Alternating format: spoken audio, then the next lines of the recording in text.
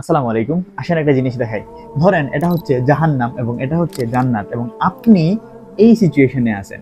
এখন আপনি হয়তো জান্নাতে যাওয়ার জন্য সওয়াবের কাজ শুরু করছেন। সওয়াবের কাজ করতেছেন, করতেছেন, করতেছেন।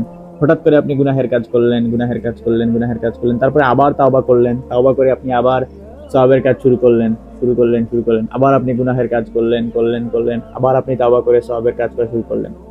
এখন ধরেন এই সিচুয়েশনে আসার পরে আপনি মারা গেলেন, আপনার কি হবে?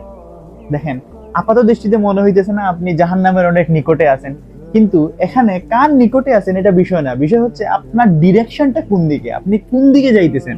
আপনার ডিরেকশনটা কি জান্নাতের দিকে নাকি জাহান্নামের দিকে?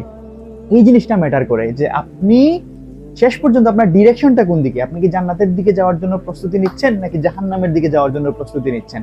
এখন এই জিনিসটা কেন দেখাইলাম, আমরা অনেকেই মনে করি যে আমরা হয়তো অনেক বেশি গুনাহের কাজ করে করে করে করে করে করে জাহান্নামের অনেক নিকটে চলে আসছি এবং আমাদের মনে হয় ফেরার কোনো পথ নাই। কিন্তু আপনি যদি এই সিচুয়েশনে থাকার পরে তাওবা করেন এবং ফিরে আসেন, জাস্ট একটা ইউ টার্ন, আপনি যদি এই ইউ টার্নটা নেন এবং আপনার দিক যদি জাহান্নাম থেকে ফিরে জান্নাতের দিকে নিয়ে যাইতে পারেন, বুঝতেছেন কি হবে?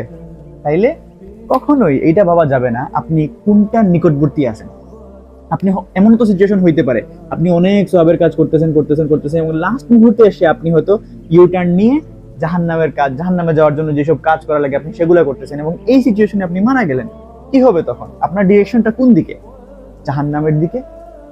তাই যতক্ষণ আমাদের শ্বাস প্রশ্বাস বাকি আছে, বেঁচে আছি, উই হ্যাভ অপরচুনিটিস, আমাদের এই সুযোগটা আছে তাওবা করার, ক্ষমা চাওয়ার। আর আল্লাহ সুবহানাহু ওয়া তাআলা তো আমাদেরকে ক্ষমা করার জন্যই আছেন। তাই এই সুযোগটাকে কাজে লাগান, এখনই তওবা করেন, এখনই ফিরে আসেন আল্লাহ সুবহানাহু ওয়া তাআলার দিকে। আসসালামু আলাইকুম।